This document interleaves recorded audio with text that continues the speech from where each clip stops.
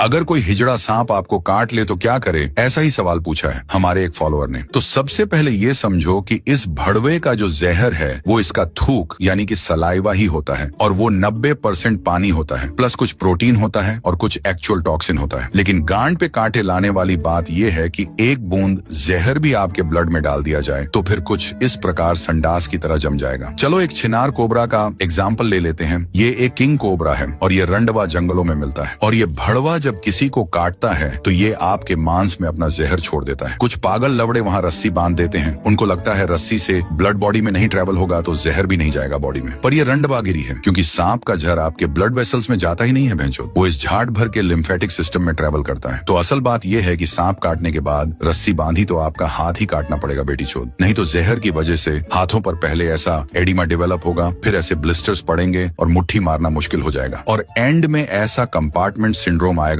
यानी सब लवड़े लग जाएंगे। तो करे तो क्या भैंचोद?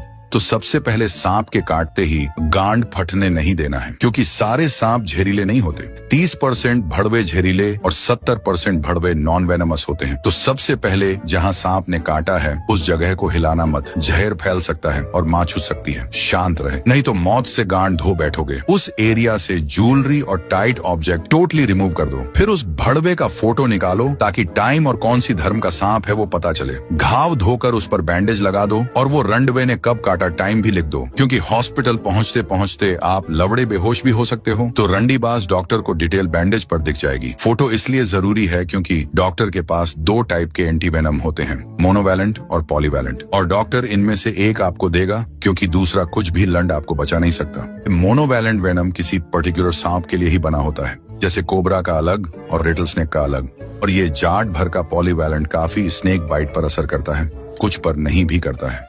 डॉक्टर के पास पहुंचते ही पहले वो भड़वे का फोटो दिखाओ, फिर डॉक्टर सही एंटीवेनम देगा। अगर आपने इन्फॉर्मेशन गलत दी तो डॉक्टर आपकी गांड की हड्डी भी निकाल सकता है। अगर आपके भोसड़े में कुछ सवाल अटके हैं तो कमेंट में हक दे, हम उस पर चर्चा करेंगे।